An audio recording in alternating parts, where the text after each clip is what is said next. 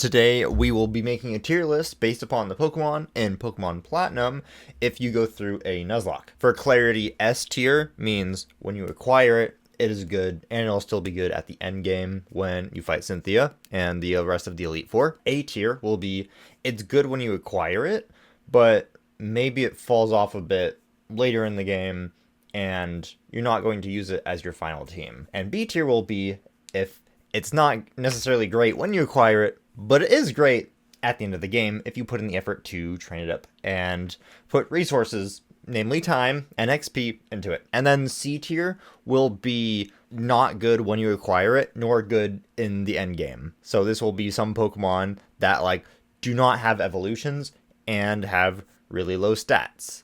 Kind of like the Dustox line, the Wurmple line, that kind of stuff. Now, the difference between A tier and B tier, because I just think this decision that I'm making is the most controversial part, is when you acquire a Pokemon, the game is the journey.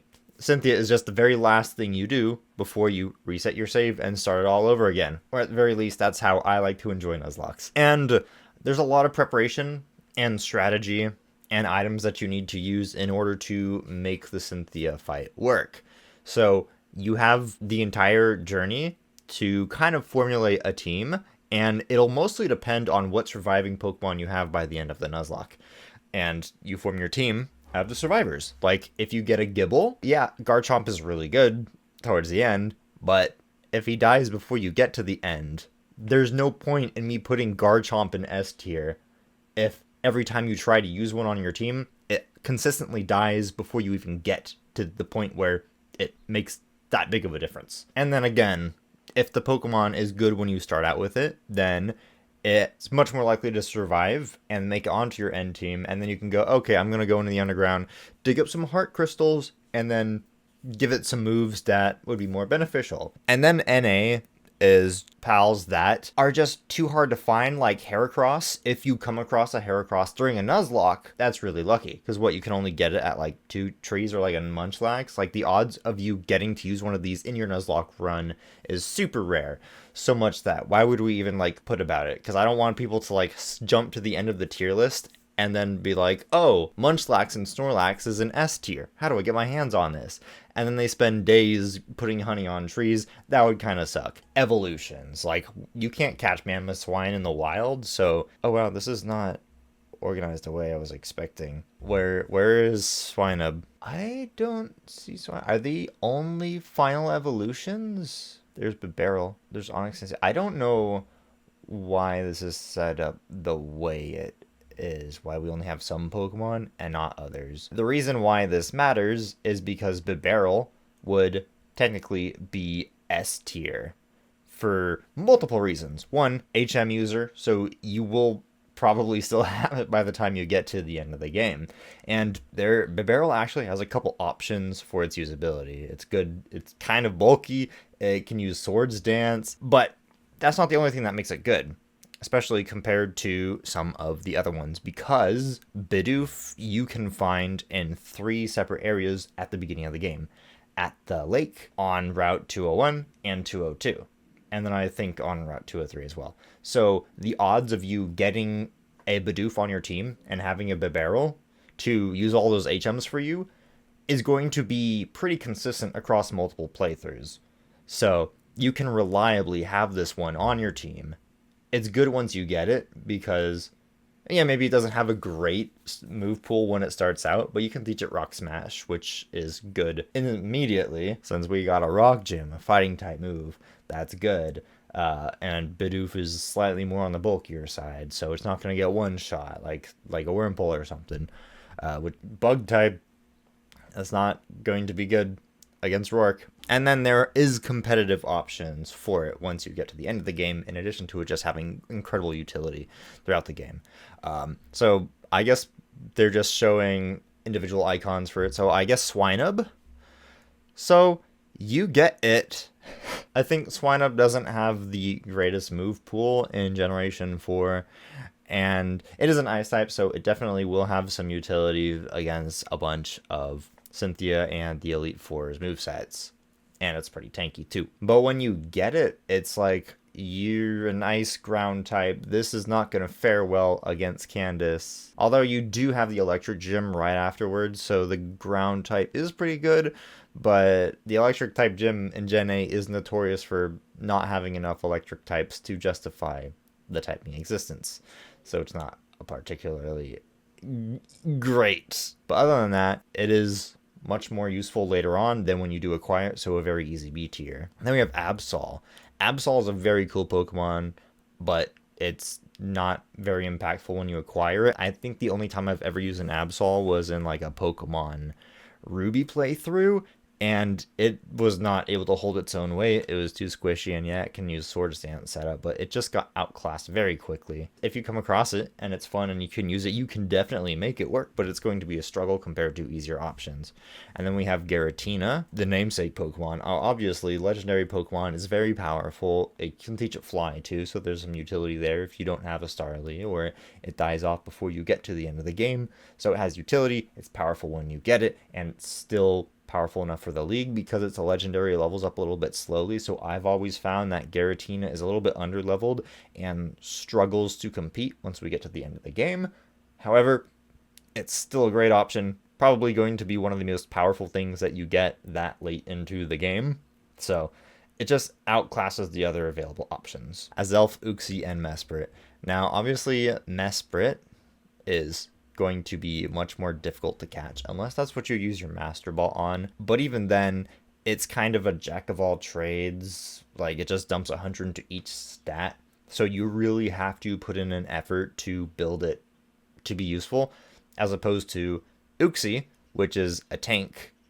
And you need to put effort into utilizing that, versus Azelf is just a lot of front-loaded damage and lots of move diversity. I don't think it's fast enough to really keep up with the combat way later into the game. Its stat spread leaves a little bit to be desired, but as I think Azelf, because of its damage, is the only one that can really be viable without you having to put in any effort, and because it's power, you can use it from the moment you catch it. I'm putting it in A tier. I know it could technically go into S because you use it from the time you get it all the way up to the end of the game, but you get it so close to the end of the game that it's kind of like you're only getting it at the end of the game, and then you use it basically immediately, so it just can't justify being in an S tier, because oftentimes you might just wipe out before you even get to the point where you could have Uxie on your team, and I think that should be like, hey, you can't really do this. You could make the same argument about Giratina, but Giratina has the utility in Fly, and it's just kind of guaranteed in every game. You don't have to go out of your way. It's just a part of the storyline to catch Giratina. And then we have Electabuzz and Electivire. I've never used these two. If you want to play them, go for it. Not a lot of Pokemon at the end of Platinum have weakness to electric type, and their move pools aren't very diverse. Other things can learn Thunderbolt, and you can just get Thunderbolt at the game corner, exploiting like the Clefairy giving you a bunch of free tokens, which definitely would take a minute if you didn't want to just like buy it outright. As far as like electric users, it gets a stat bonus, but there's a lot of other drawbacks that go with it, including a whole ass ground type and then all the steel types. There's just not a lot of uses for the electric types in Pokemon Platinum, unfortunately. Then we go on to Mantine. You kind of have to go out of your way to acquire this one. And then it's more bulky as opposed to damage. So yeah, it'll soak up a lot of hits as you're going through the Elite Four. Because the nature of its build, like if we were talking about like competitives, you go online and do some battles with like 6v6 or 3v3, then Mantine would be higher up. But because it's a tank, it takes more turns for it to do its job of destroying the enemy Pokemon. More turns, you're going to go through your power points way faster, which means Mantine might only be able to use Struggle by the time you get to Cynthia, and then it's dead weight for one of the most important battles in the game. That determines whether or not everything was worth it. If you like Mantine, if you want to make it work, go for it good. But it's just not really impactful when you get it, and then it stays not impactful aside from using like Surf and Waterfall. Then we have Duckstocks. I think this one is uniquely bad because Is it more powerful when you acquire it? There's not a whole lot of powerful bug moves that it acquires very early on. It's going to be useful in the Ghost Gym because of the psychic typing and psychic damage. It can be useful against Maylene, but if you have a Starly, which again, just like the Bibarel, you have 3 chances and then some. The whole Wurmple and the bug skin lines are mostly just to highlight the benefits of evolution in the game, so it's much more casual oriented to demonstrate this gameplay factor as opposed to a Pokemon that you would seriously use on your playthrough. I think I have used the Dustox on one of my playthroughs before, and it was not easy to use. It just kind of sat in the back, and because it was tanky enough, I could stall out and like revive other Pokemon and heal them up while it was in play before it got knocked down. But obviously that is not particularly great in a Nuzlocke where you ban revives. Finally, we have Crobat. Powerful flyer. Poison isn't very useful in this game. Zubat's notoriously weak. Due to friendship, it's also notoriously difficult to level up, and because at the very end, if you get to the end game, Giratina has way stronger stab moves, can do super effective damage against the enemy, has more damage, and can also learn Fly just like Crobat. So like, why would you even have Crobat? The same goes with Staraptor. It's just a much better version. Togekiss, if you're able to get your hands on that one, there's just so many better options. Even Pelipper, it doesn't do as much damage as Crobat. It's a little bit tankier on the tankier side. I have used Pelipper before, mostly as an HM slave, but you know, depending on the extra moves, you can stall out the battle a little bit longer. Next we go into Golduck. Psyduck is not very useful when you acquire it. Psyduck you can encounter right after the first gym, a rock gym, where it would be super helpful because you need Rock Smash to get underground to catch the Psyduck. And then it takes a really long time to level up, and by then you go through the grass gym, and that it sucks against, and then the ghost gym, where Psyduck can learn some psychic moves, so it can be useful, but it's just not worth the effort. And if you get to the very end, yeah, Golduck can be powerful in the final couple battles with the powerful water attacks and the powerful psychic moves, in addition to being something of a jack of all trades, and it's has access to a lot of status moves that can really help it out if it plays more of a support role. As long as it's not frontlining through most of the Elite Four, it has a lot of favorable matchups. Ice Beam against Garchomp, and you can make it a little bit tankier too. So Golduck is actually my very first playthrough with Pokemon ever. I used a Golduck. The only issue is that Psyduck is just really hard to use and get to the Golduck point, but once you get to Golduck, it's pretty good. It just takes a lot of effort, so that's why I'm putting in B tier. It's useful, but it's hard to get the use out of it. And for a Nuzlocke where you're not guaranteed to get it to Golduck status, I'm just gonna put it there. Next, we have the Graveler and Golem line. Geodude, you can acquire very early on, but it's not really useful against the first gym, which you can catch it before, and the second gym, Grass Gym, it also sucks against. And then we move on to the Ghost Gym, which has the Levitate, so you can't really use the powerful ground moves there. And then you go on to the Fighting Gym, which has super effective attacks against it, and then you move on to the Water Gym. So it's just horrible from the moment you get it. It's just weak to too many things, especially weak to 2 of the Elite Four teams, and then like half of all of Cynthia's Pokemon, no super effective attacks against it. So while it is useful from an HM standpoint, these guys just can't cut the butter. They'll get melted away too quickly. Next we got Gyarados. So Magikarp, I feel like, are really accessible in the game. They're in basically every route.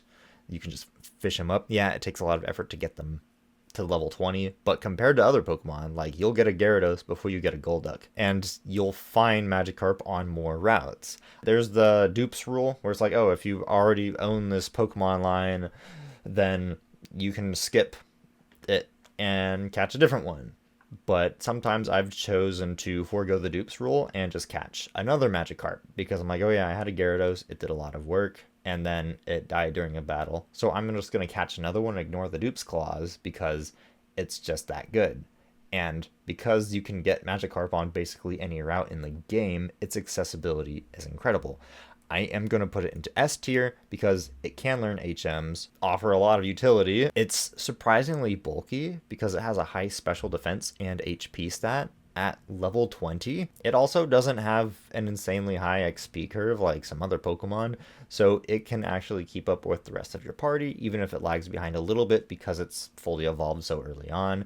It's one of the few like dual evolutions that like just competes with third evolutions and legendaries. It also has kind of broad move pool. I know a lot of the attacks that it can learn are special attacks, but if you can get Ice Fang on it, then that's basically goodbye Garchomp. And a lot of the Elite Fours rely upon special attacks. The Psychic, the Bug one, maybe not as much. And then we got the Fire Elite Four. It's such a powerful Pokemon to have from the moment that you get it. And you can, because Magikarp are kind of everywhere, you can kind of go to different routes and be like, catch ones that are closer to level 20. And then you can just run through the grass and very easily get it to evolve. So the accessibility, even though it is gated to that level 20, is actually not as bad as it may seem. Versus the Psyduck, which you can only get from the one route pretty early on, and then you need to struggle with it. You can opt to ignore catching a Magikarp and just get one at a higher level very easily, and then ta-da, we good. We have Gyarados. And then if you ignore the Dupe's Claws, then it's just too useful. Next we go on to Kadabra and Alakazam. Pure Psychic types with good damage, but unless you are trading, I don't think it's very good. They do go with kind of a glass cannon approach, and you can definitely get an Abra early on. However, just like Gyarados, it's not very useful until level 20, so you would have to babysit it. And it's not really one you can catch in a lot of areas. I think there was one place where Kadabra does exist near the Maline's gym. So it's definitely something you can use if you want to, but you have to put an effort to make sure that it has a moveset that makes it stay viable. Putting in the effort to put it to work. You just want to play the game. You don't want to, like, most of the strategy is stuff that you want to do. If you want to have fun with the strategy stuff, go for it. But a lot of the Pokemon should come with their own strategies kind of built in, and it just kind of derails the flow of the gameplay, in my opinion, and is also, yeah, it can be useful when you first get it, but unless you trade, there's literally no point in keeping it on the team. So I'm going to put it in B, because it's good when you get it before the Maylene fight, but that's kind of it. Unless you evolve it into Alakazam, that's all it's good for. Next, we're going to move on to Machoke and Machamp. It's going to be the same issue, where whether or not you trade is something different. Machop, you can get before the first gym. Teach it Rock Smash. It's good. It's not super useful against the following gyms, especially because there's the Grass Gym. Not really any advantage there. And then you go on to the Ghost Gym, where it's at a severe disadvantage. And then a Fighting Gym. Nothing matters there. Water Gym. Nothing matters there. And then it's useful again in the Steel Gym, and then the Ice Gym, and then it doesn't matter again. And the fighting moves aren't particularly super effective against most of the Elite Four or Team Galactic. So is it useful when you first get it? Yeah, but it kind of falls off a little bit.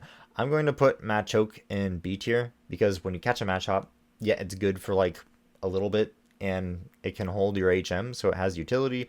But if you get Machamp, I just don't think it has the move pool to allow it to be super useful. It will actually struggle against Cyrus, because Crobat, Air Cutter, and then a lot of Aaron's Pokemon also know Air Cutter, and then there's a whole ass Psychic.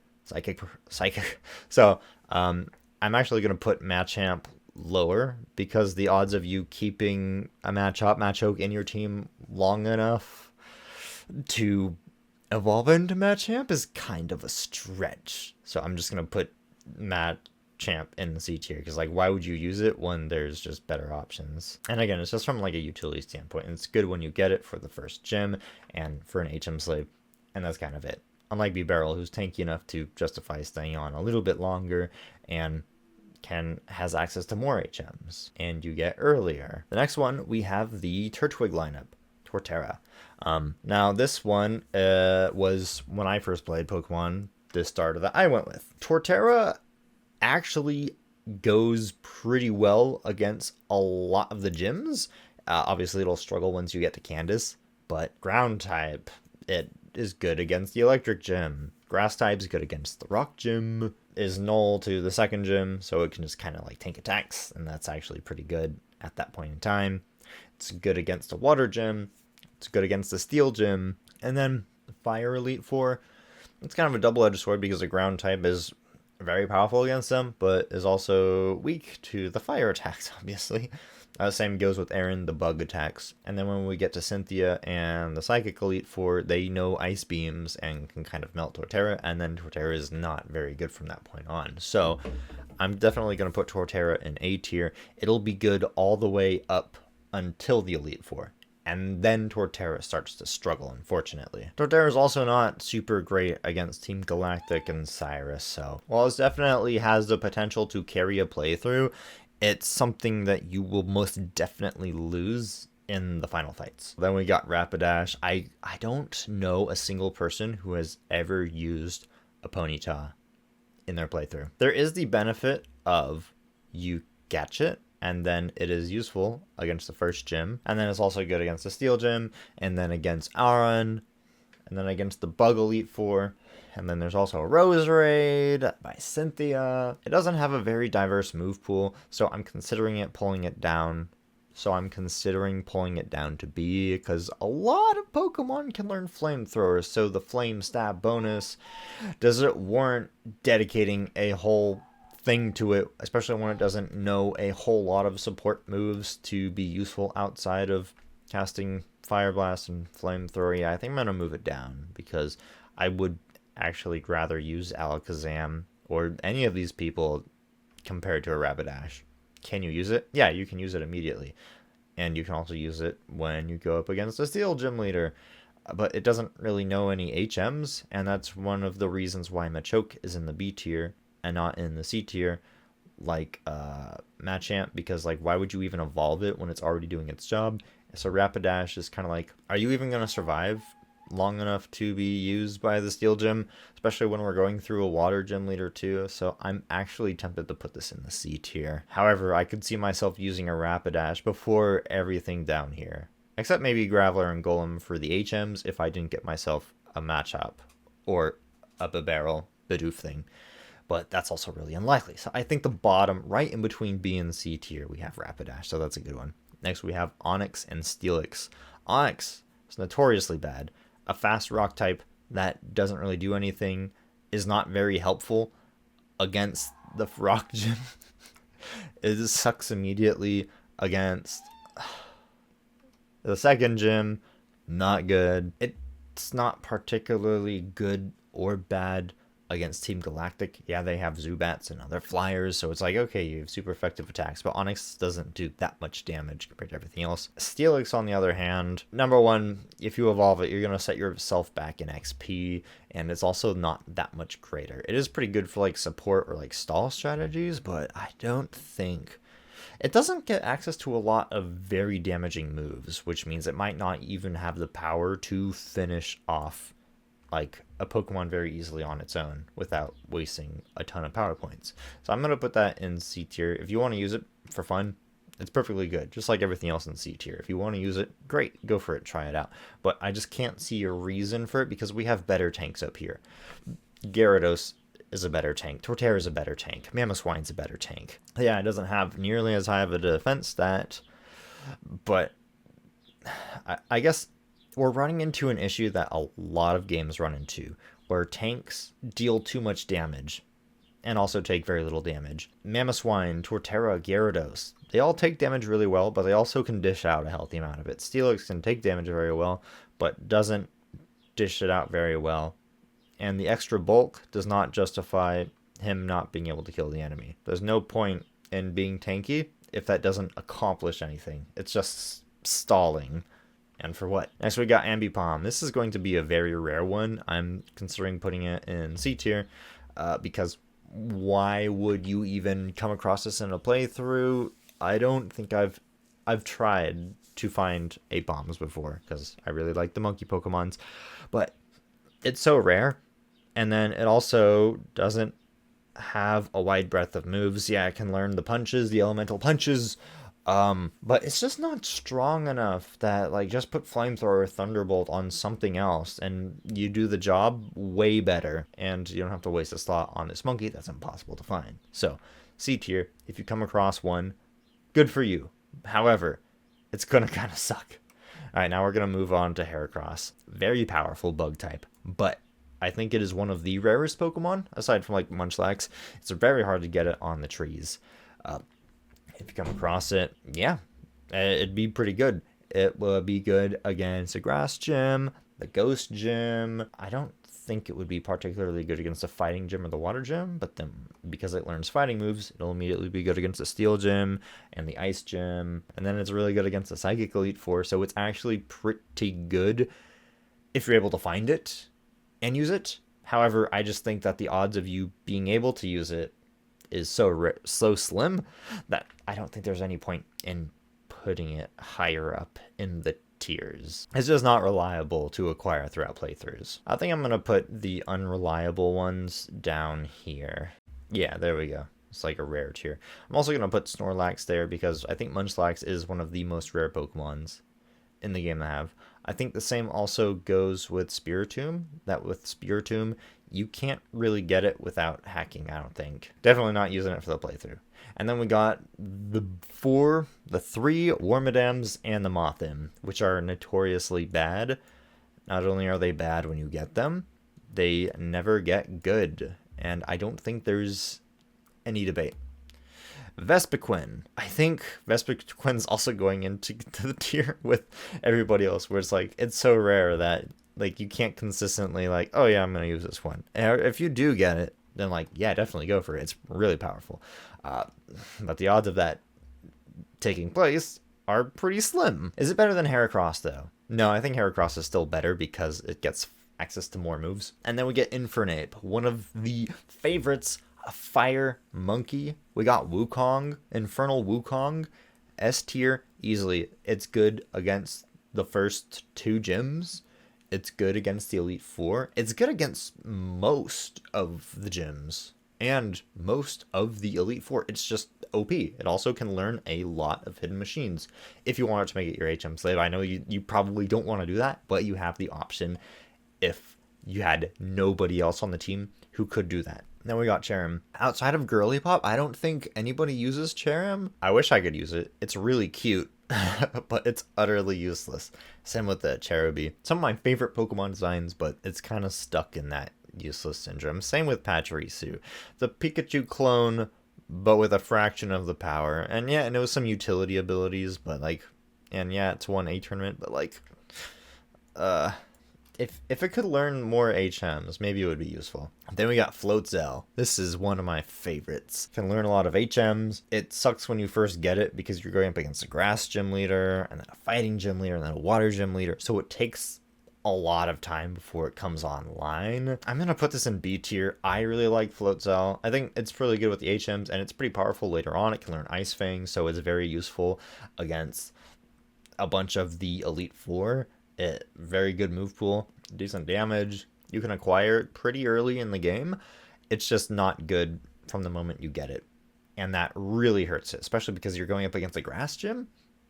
This is like, you're going to a fight with everything is super effective against it, so it kind of sucks. So if you want to roll the die, yeah, go with it. I might also be biased because it's one of my favorite Pokemon, so that might be why it's in B tier and not C tier. I'll let you be the judge of it. Then we got Drifloon. You could make it reliable because doesn't it show up at like Monday or Wednesdays at the Valley when work? So depending on your work schedule in the morning or after you get home from work, you're like, yeah, time to get my Drifloon and reliably get it every single time. So if your schedule works out for it, that's great. It's good with Fly. It's pretty tanky, lots of damage ability. It's a really good support unit. I honestly think that when you get it, yeah, it knows ghost type and flying type moves, so it's super effective against the first two gym leaders, and then your fighting gym leader it's also super effective against, so it's really powerful from the moment you get it. It has utility, and it actually has a pretty big move pool set, so if you wanted to use it in your final team against the Elite Four and Cynthia, there's definitely a spot you could put it with. I would rather take like a Mamoswine or an Alakazam or Golduck or Floatzel into there. However, those ones that I just mentioned don't have as much power or utility throughout the majority of the playthrough as much as Drifloon and Drifloon do. So even though Drifloon starts out kind of weak, there's definitely a slot for it. And now we get Gastrodon, one of the most forgettable Gen 4 Pokemon. These things make pretty good HM slaves. You get them right after the 3rd gym, so they're pretty accessible. They're not particularly strong. They do have a decent move pool, so they can definitely be used. I'm going to put it in B tier because, like, other things just kind of do it well. Like, yeah, it can learn Ice Beam. It kind of jack of all trades, can do some support stuff. Mostly damage abilities, decent HM slave, so it definitely has its utility, but not something that I would take into the final fight. Like, our top 7? Definitely. Alright, now we go into Haunter and Rengar. And just like with the Machoke and Machamp, where I'm like, okay, less people are going to be able to evolve it because they don't have the trade capabilities unless they have another DS and another game to do it with. And even then, it's kind of annoying to, like, stop and make it a whole deal. Like, I don't like messing with trade evolutions. The whole point is to encourage co-op, not to just evolve your Pokemon just because you want to have access to the next version for your Nuzlocke gameplay. Like, they might even be dead by then, so why even matter? So Gengar will probably go a slot down compared to Haunter, which that's not technically ideal. I believe that if you wanted to use a Haunter on your team, Haunter is still pretty powerful. It's not as good as Drifloon, though, and you have to acquire as a Ghastly in the old Chateau first. Do you even find it there? I don't remember. Ghastly is kind of not great initially, and it's not the most powerful against lots of stuff, like Drifloon's tankiness and flying capabilities are good. Haunter, yeah, it does more damage and has the same stab, but it can't fly, it can't defog if you want it to. It doesn't know a whole lot of support moves like Drifloon can to make specific interactions more easy for the rest of the team. It's just kind of like another big damage dealer. And because you get it as Ghastly first, it kind of takes some effort to get going. Of course, if you get at the very end of the game, you get Gaspar, and from the trade, which requires you to having a Medicham, which, you know, that's more accessible. So yeah, you can get the trade version, and it levels up faster. But I think B tier, if we're talking about Gaspar from the in-game trade, if you just get a Ghastly and try to raise it into Haunter on your own, ooh, that's going in C tier. So there we go. Gengar, C tier. Rip, bozo. Next we got Noctowl and Lopunny. I think they're both just not powerful enough stat-wise to really do a whole lot. So I'm just going to put them in C tier. I think they both can learn a couple HMs each if you wanted to do it. Noctowl is one of the weakest of the flyers. And Lopunny, the friendship mechanic kind of sucks. As in, like, for a Nuzlocke, it's really fucking difficult to do. It seems more like a side quest that you do if you want to use a Lopunny. So if you want to use it, go for it. But Lopunny just feels not very powerful in game. And next we have Medicham. Medicham has access to, like, a good setup for some sweeps, but it's not super tanky, and it doesn't have access to a lot of super powerful attacks. So it has some good matchups, like Lucian's Bronzong. It just chops through the reflects and light screen and does bonus damage there. Comes across more as like a make what you will of it, as opposed to this is just clean, a powerful Pokemon. So I think I'm going to put it in C tier, because if you want to make use of it, you certainly can. But everything in S, A, and B, like, you look at it and you know what to do with it. Medicham you kind of have to work with to get it going. Empoleon, probably a very underrated. Alright, so it's powerful against the first gym because water attacks, obviously. It's powerful against the second gym because you can get the Technical Machine Pluck in Floroma Town, and then you become super effective.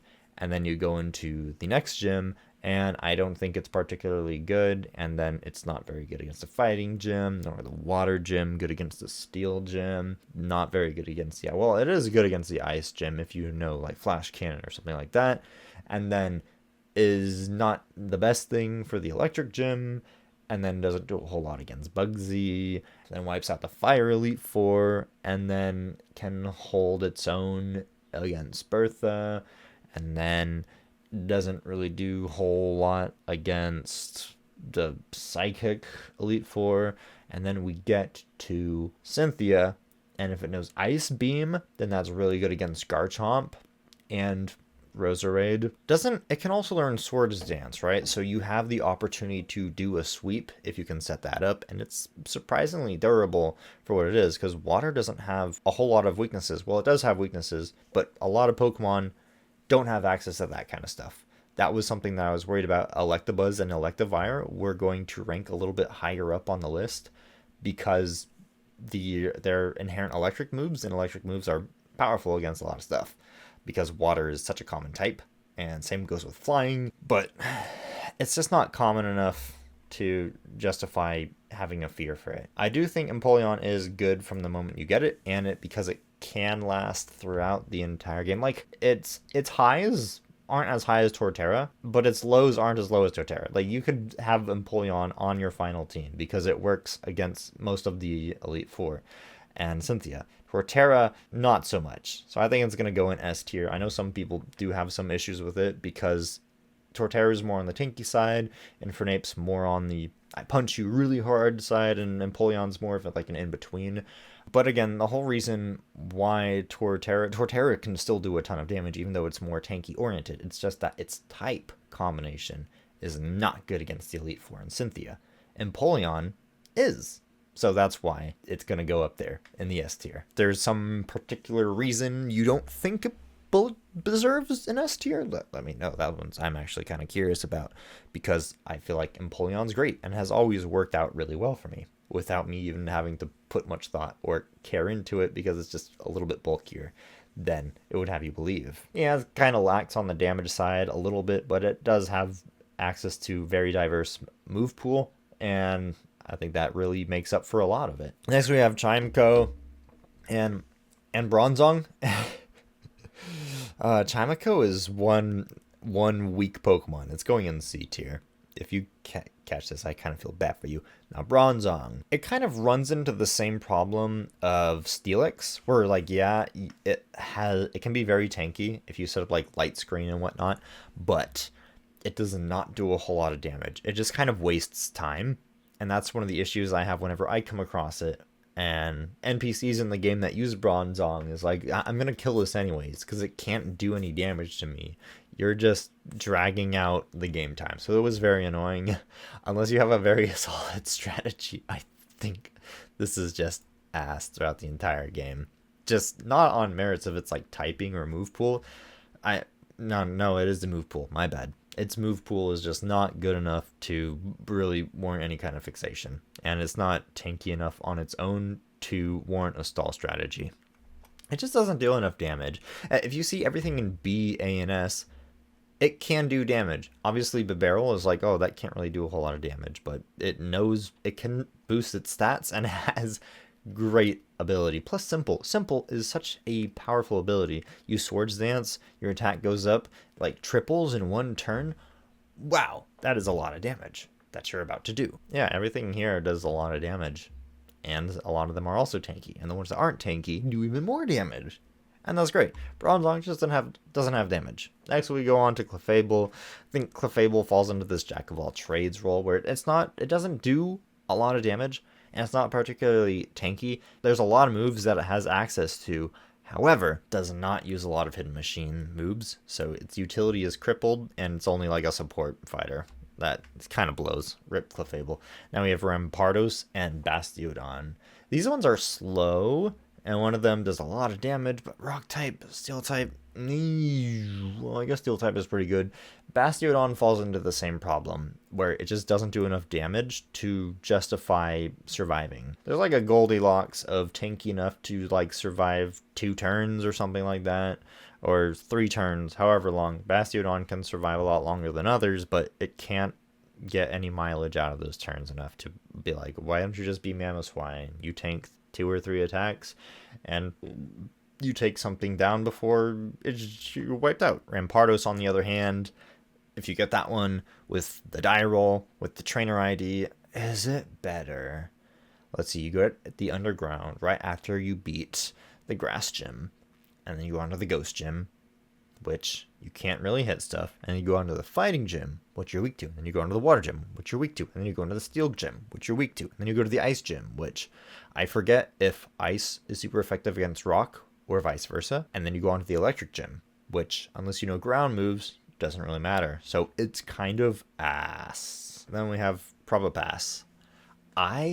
This is one of the few characters that's just like such an ugly Pokemon that I don't use it. Nosepass, on the other hand, is kind of cute. I do like the Easter Island head like general design, but then we gave him an even bigger nose. Then we took away his baby limbs and also gave him a bunch of nose hair for no reason.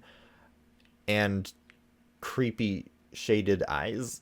Probopass also falls into the I'm a tanky rock type, which is kind of unnecessary. Yeah, it can learn more moves, but it can't really make use of damage, so I'm also going to put it in the C tier next to Bastiodon. Well, not next to Bastiodon, but it's kind of like another version of Bastiodon. If Bastiodon did a little bit more damage, not enough to justify it not being Bastiodon, and then also wasn't a steel type with the steel type bonuses. Next we have Togekiss. That's just a goat. It takes a while to get the friendship level up, and then you need to find a shiny stone, so it takes a lot of effort to get it going. And then it also has a really powerful move set if you get like the flinch status and the correct passive bonus. It can be one of the most powerful ones in the end game on your end team.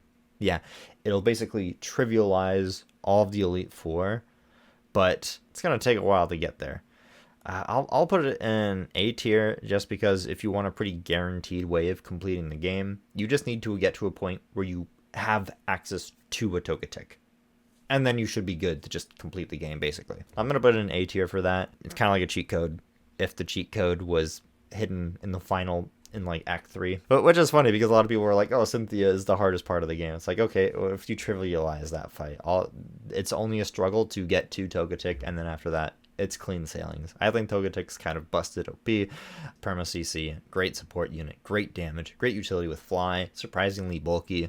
It's too powerful. Then we got Rotom. I don't remember this ever being useful. I think I've tried to use it a number of times, and it's just pooey. Yeah, it gets the stab bonus from electricity, and it does a lot of damage, but like Alakazam, you just teach them Calm Mind, and then you can set them up for a sweep. Gliscor, I don't think I've ever had the opportunity to use it, because you get the Claw. Gligar, the Claw you need to evolve it, just comes so late in the game that you basically can't use it. Ground type, not very useful against the Ghost Gym, and then the fighting gym. And then stat spread is kind of weird. I just don't think it's good at any point in the game. And then Garchomp, like I said before, yeah, you can get it, but is it powerful? Yeah, it's definitely powerful.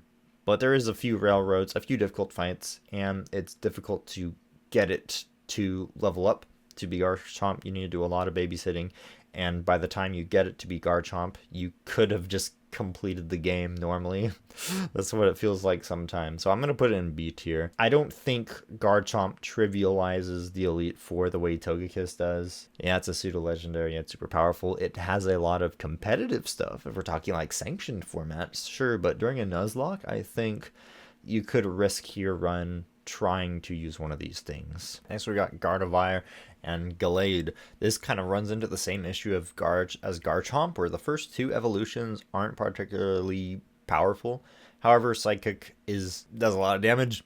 It's a very meaningful type in this game. It also has a lot of weaknesses. I think that's just because Psychic type Pokemon overall are pretty powerful. However, you're going to get access to Azelf later on, pretty guaranteed, basically, and Gardevoir and Gallade kind of struggles to get to that point. I don't know if you even get a Dawnstone until the very end of the game, so we're going to put Gallade in the NA tier because I don't know if you can even access it, and if you can, it's so late in the game, and there's also just better types. Like if you want a special attack and melee attack mashup, Infernape just does that a whole lot better. Same goes with Empoleon. Empoleon has a decent mix of physical and special damage. Gardevoir, on the other hand, lots of powerful moves, very broad move pool. It's not particularly tanky, and it does take effort to get going. I'm going to put it in B tier next to Garchomp, since it kind of runs into the same issue where, like, yes, it's very powerful. Once you get it, all good. I would honestly rather have a Garchomp than a Gardevoir. More damage, better resistances. I think one of the biggest things that holds Garchomp back is the 4 times ice weakness, and a lot of things have Ice Beam, so that puts it at risk. Meanwhile, lots of things know Shadow Ball, and I'm pretty sure Gardevoir also doesn't fare very well against the Bug Elite Four, and that's going to cause some issues. Also going to struggle against Spiritomb, Cynthia. That wall is a tough one to break, and she is not going to be capable of doing it. She would be able to take on Roserade, though, and probably be able to take on the Milotic. And, of course, the Lucario is also another one that she'd be able to handle. So there's lots of stuff she can handle over there. She could probably go toe-to-toe with the Psychic Elite Four. I don't remember if Gardevoir can learn any water moves, so I'm not sure how well she would fare against the fire. Nor Bertha. I'm not entirely sure. I've only used a Gardevoir on my team like once, and it was definitely powerful, but it's just hard to get routes in the game because there's only like one route you can get it on, and it has a pretty slim chance of being found. So, and then on top of that, it's kind of hard to level it up to Kirlia and then evolve it again, and that can take a lot of effort, just like Garchomp. But Gabite, right before you get Garchomp, that one is much more powerful. Once you get Gible evolved, you can start using it as like a serious Pokemon. It's going to be weaker than your other ones because it evolves later on in levels, so it's not going to be able to keep up quite as well, but it should at least maintain usefulness.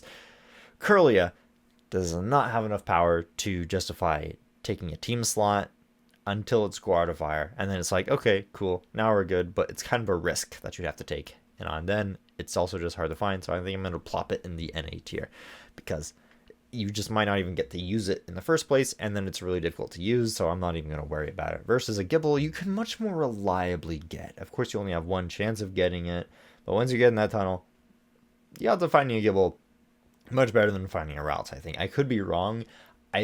Haven't really struggled getting my hands on a Garchomp in the past, but I have definitely always struggled getting routes, and usually it's only happened by accident rather than like manipulation. Vaporeon, Jolteon, Flareon, Espeon, Umbreon, Leafeon.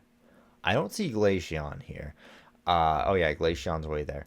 Glaceon, we can all admit, is kind of sucky, right? Because you're going to have to hold on to this Yo Baby Eevee, and it's probably going to want to evolve into an Espeon or Umbreon before you even get to Snowpoint City. I think Leafeon also has like kind of a not good move pool, so if you wanna have fun with those, go for it. Vaporeon, a powerful water type that can learn Ice Beam and is a very good Ice Beam user. I'm gonna put that in A or B tier. Once it becomes Vaporeon, it has more utility at the end of the game than when you first get it, because you need to put in some effort to try to get Vaporeon online. Yeah, I'm gonna put it in B tier. Jolteon and Flareon, on the other hand. Flareon doesn't know a lot of physical attacks. It's a fire type. You want to use Fireball and Fire Blast.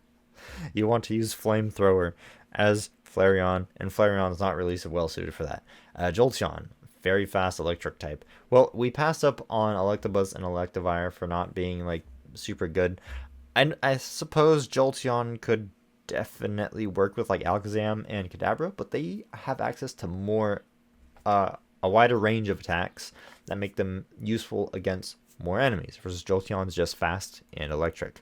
So I don't see any reason why you would use Jolteon over like Kadabra, unless you're just like, oh, it's cuter, therefore I like it. However, you do reliably get Eevee every single gameplay, because you just walk into BB gives it to you.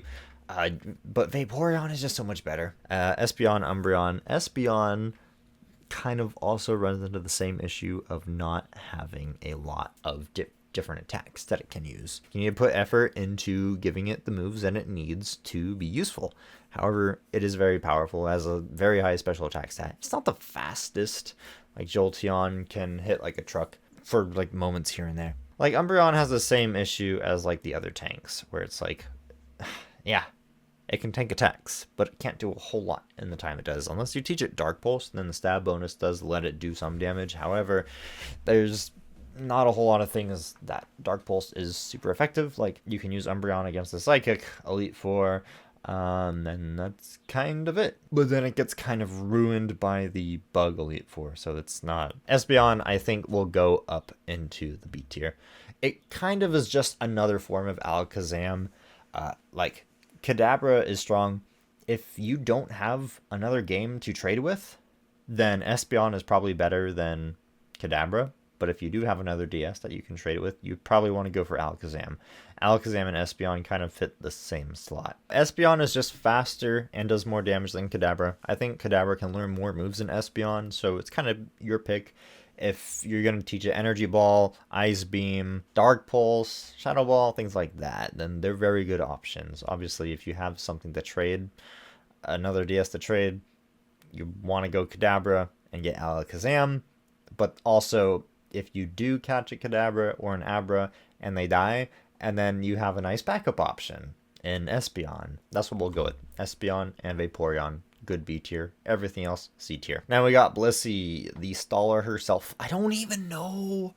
How does she deal damage again? I'm not even... It's also a pain in the butt to get one of these, and it's not particularly good.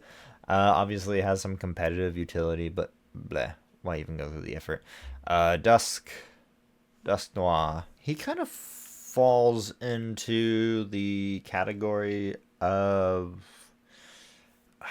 kind of tanky, but deals damage. If you have a Dusclops, then yeah, go for it. I don't even know where you get the Reaper Cloth because I've never used this.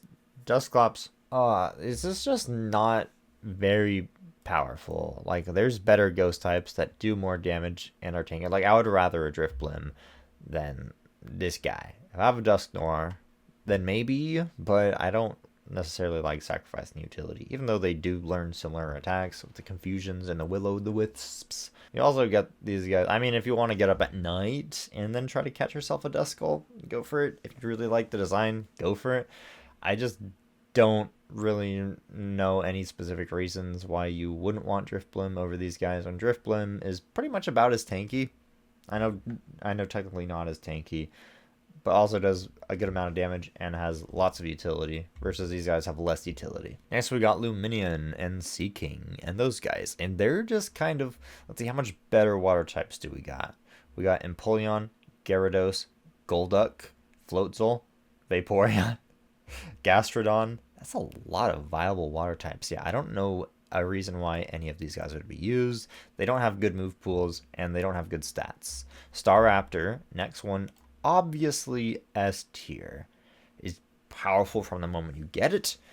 Powerful enough to go toe-to-toe with the Elite Four. Super effective attacks against a lot of the Elite Four, against a lot of the gym leaders. I just fail to see a single weakness this guy has outside of like maybe the electric gym towards the end, but by then you have like Earthquake and like other pals that can take out all those Pokemon for you. Staraptor is just busted. Whiscash and Unknown. Again, we have way better water type Pokemon. Whiscash is a little bit on the tankier side, so if anything, maybe B tier for it, because the ground type, it definitely adds a lot more utility and power than otherwise would have. Unknown is obviously garbage. And then Scyther and Scizor. You can only get them in the marsh at like select times, right? Like, these guys are really hard to get and their catch rate is super low. I don't know if there's anywhere else in the overworld aside from post game where you can get Scyther, so the odds of you getting one are super low. And even then, it, for a damage dealer, like bug physical attacks, you can teach like Signal Beam to like Kadabra and like Espeon and fucking Golduck. These is bug attacks, bug blasts.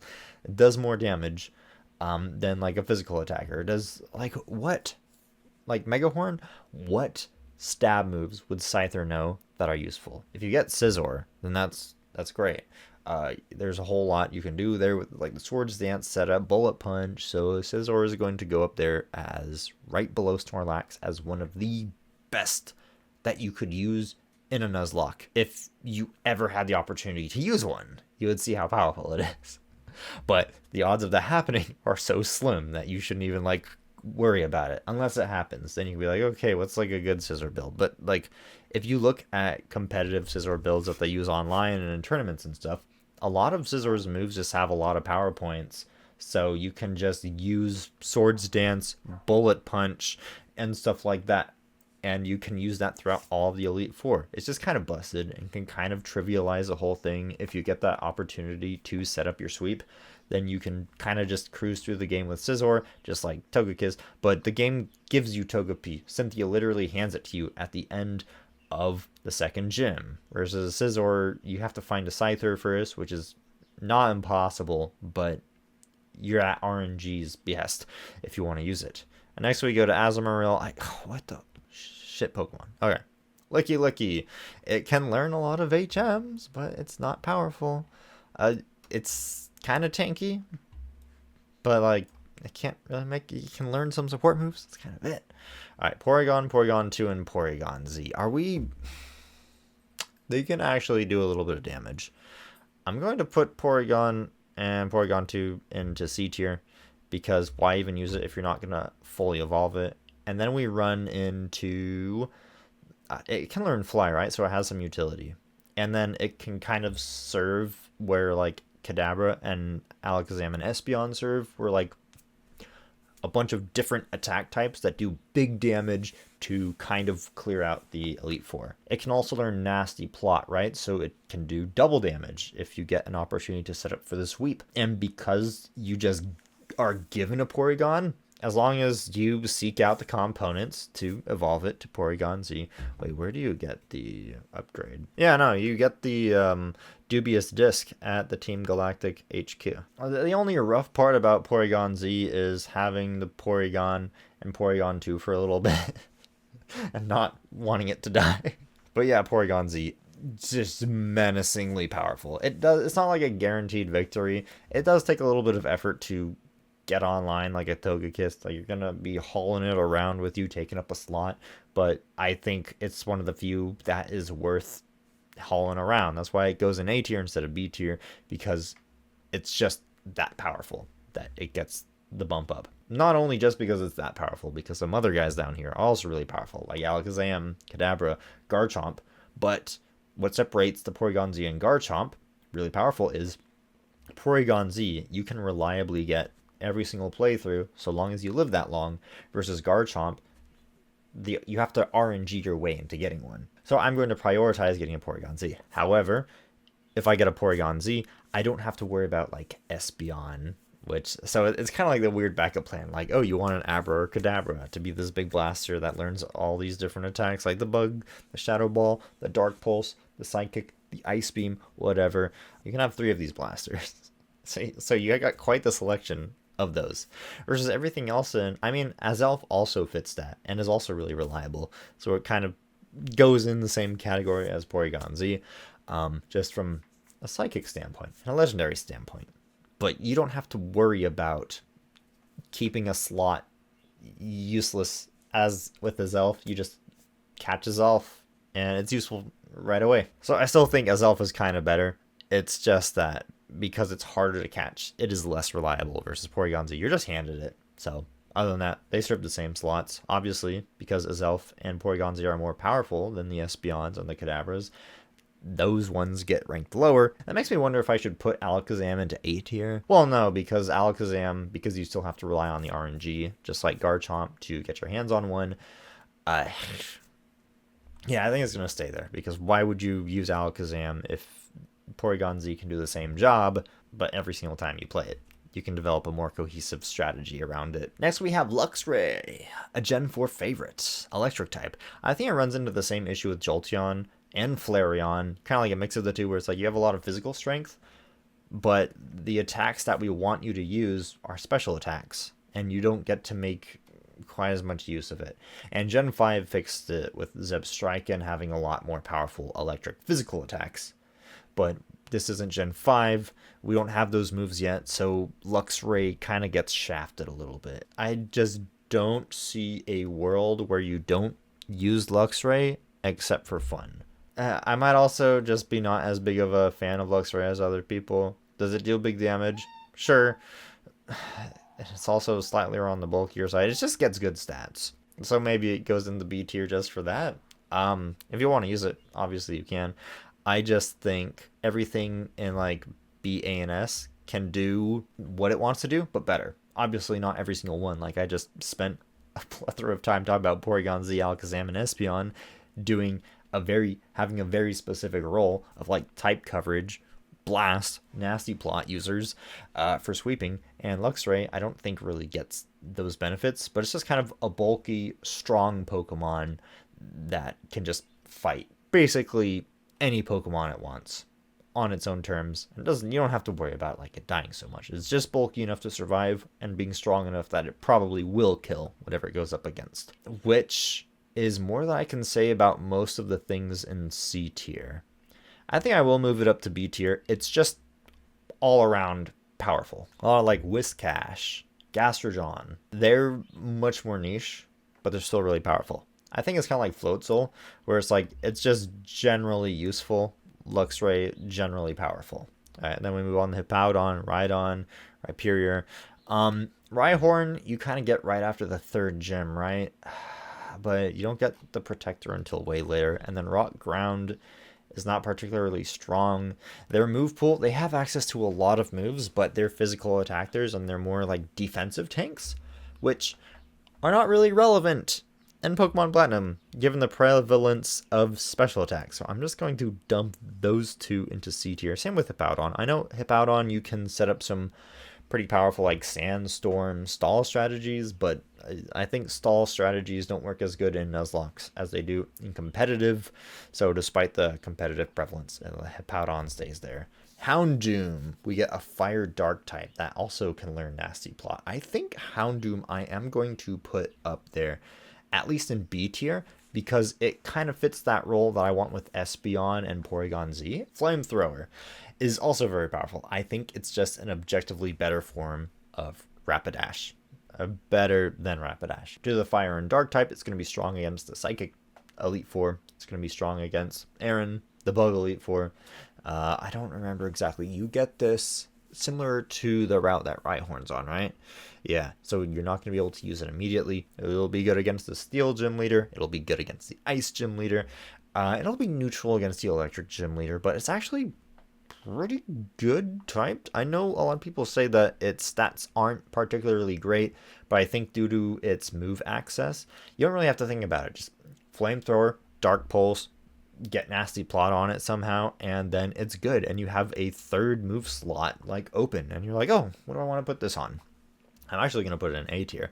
Rapidash is strictly a worse version of it because it doesn't get access to the dark type moves and Nasty Plot. This is making me think I should move Rapidash down to C tier. Well, no, because Rapidash is strictly like a better version of Flareon. Like it does the thing that wants to do big pow, fire blast stuff. I don't think it has as high stats as Flareon, but a lot of Flareon stats are dumped into physical attack, which you don't really use with Flareon, so I think Rapidash is statistically weaker, objectively better. So I actually think I'm going to keep Rapidash there.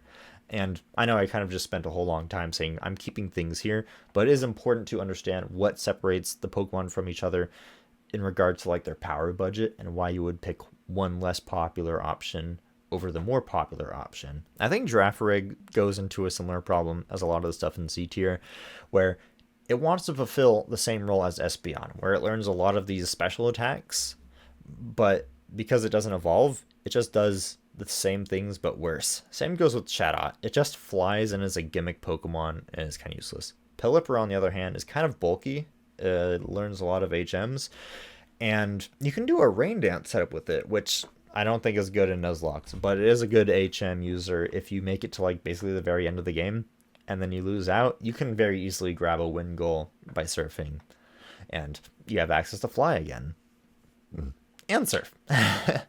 Oh man, how many surfers and waterfallers do we have? Pelipper, Whiscash, Vaporeon, Floatzel, Golduck, oh damn, and then Empoleon and Gyarados. Okay, so that makes like 6 better options than Pelipper. So we got 4 other flyers as well.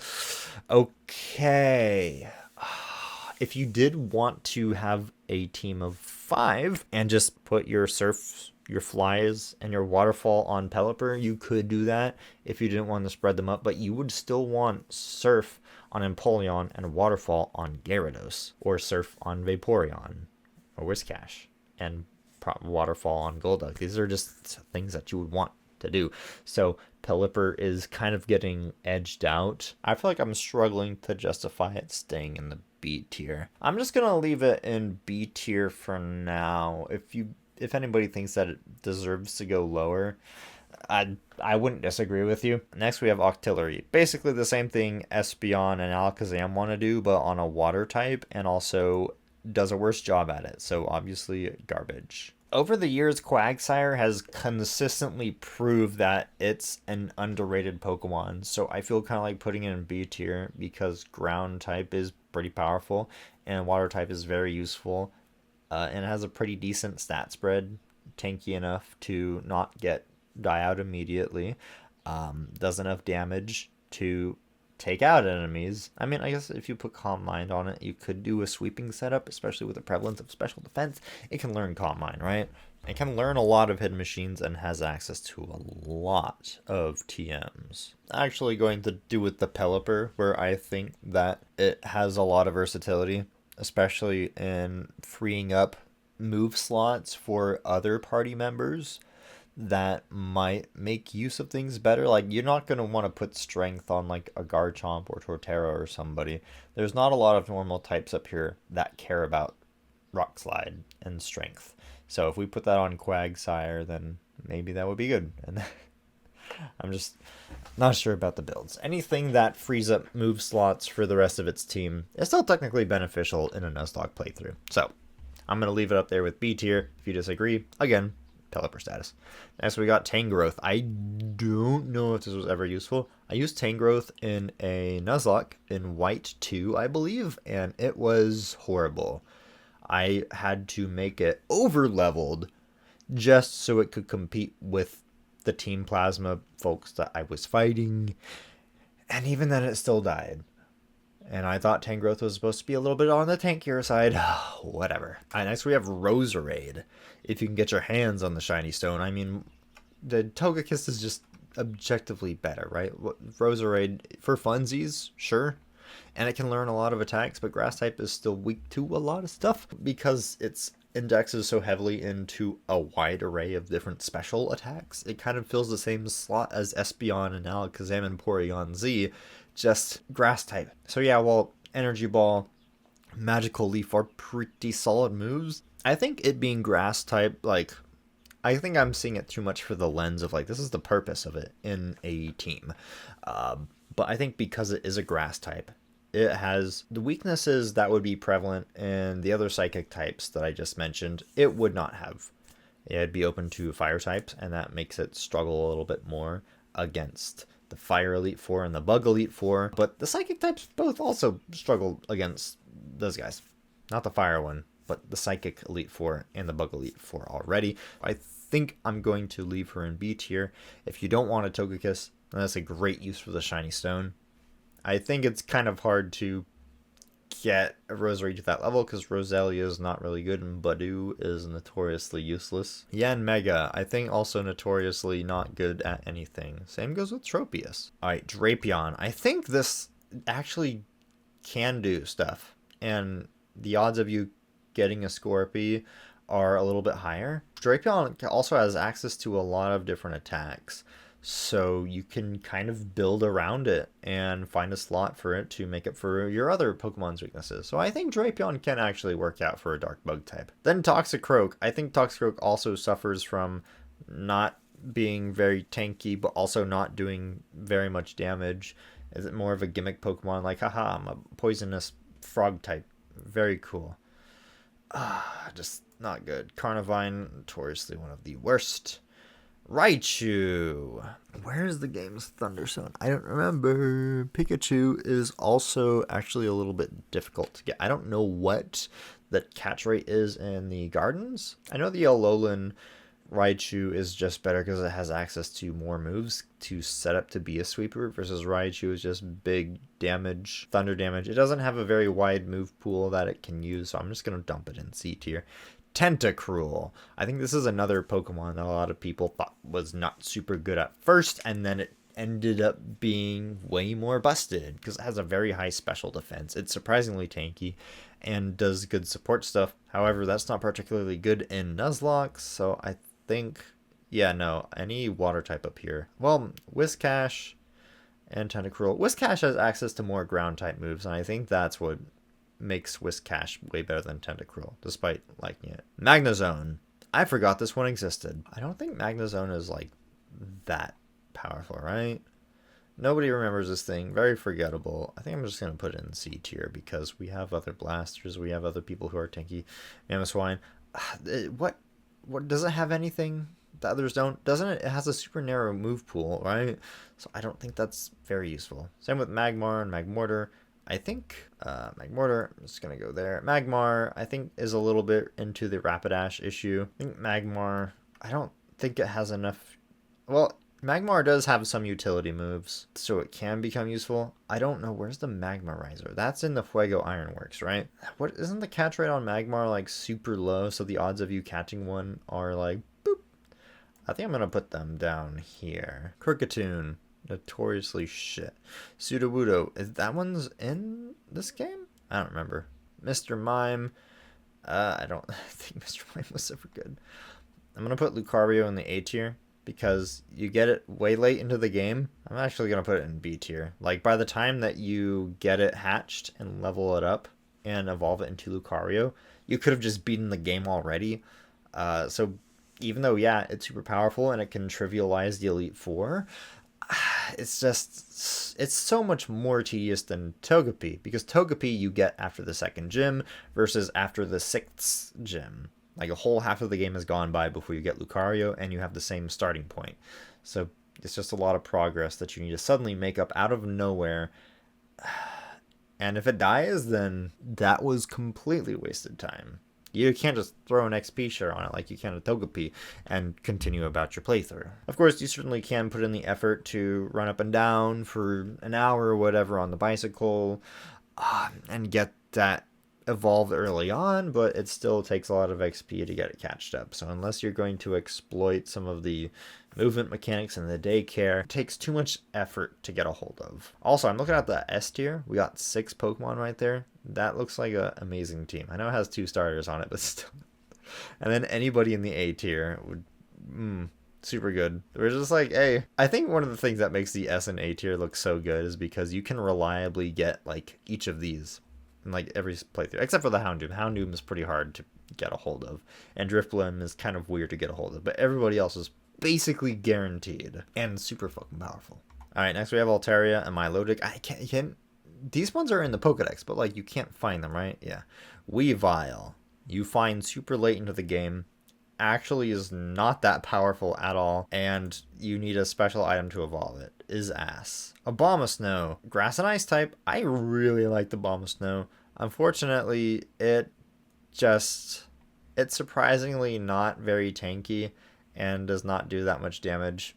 It kind of just sucks, unfortunately. Snowstorm is a pretty good ability, but that's good for like stall turns if you want to do damage with the Snowstorm. Not good for Nuzlocke, so you kind of just want to very quickly shoot through things. Glalie is ass. Frostlass, if you put in the effort, very good. Yeah, I think B tier is good for it. Kind of a pain to get. Very powerful ally. Beautifly, obviously garbage. So here we see the team that you'll likely have. Obviously S tier, Staraptor, Bibarel. Okay, maybe people don't like Bibarel as much, but Bibarel is just kind of goated. I know people are kind of disgusted by it. The community seems to hate on Bibarel and Bidoof quite more than I feel like it's deserved. Giratina, obviously it's Platinum. It is the Pokemon of Platinum. Gyarados, I don't think anybody can deny that. I don't know if there's a single game where Gyarados isn't good in. Infernape, goated. Empoleon, that one might be a little bit more controversial. And then we got Azelf for the run and gunning. Torterra, that one might be controversial. Drifblim, a lot of people might disagree. I think it has enough utility and damage and tankiness to kind of be a jack of all trades and always find a use. Togekiss, I think Togekiss just trivializes the whole game. Porygon Z, very powerful. Houndoom, very specific. Fire Dark Blaster, very similar to Azelf, but you know, slightly different. I still think it's very good. Another nasty plot user. And then mamoswine, obviously that you don't really get it until the very end of the game. And if you put the effort in, I think it can be a very powerful, very good contribution to the team. Of course, if you don't want to go out of your way to get it, don't. Same with Golduck. You have to kind of go out of your way to get one of these. But once you get it, you're going to be surprised how powerful and useful it is for your team. And tanky, too. Kadabra, Alakazam, obviously puts a little bit work in. I think everything in B tier is like, you need to put in a little bit of effort to acquire it, but is worth the effort. Versus S tier is like, it benefits any team composition. Always. A tier is like, these are just objectively powerful, except for the ones that I like. Here's my 2 bits. B tier, put in a little bit of effort, it'll be worth your while. And then C tier, it's like, either it's readily available and the game just sort of gives it to you and it sucks, or it's not worth the effort of catching and using. And then NA is just, the odds of you having one of these in your party is so low that like you shouldn't think about it. But a lot of these ones are actually surprisingly powerful and would be worth using.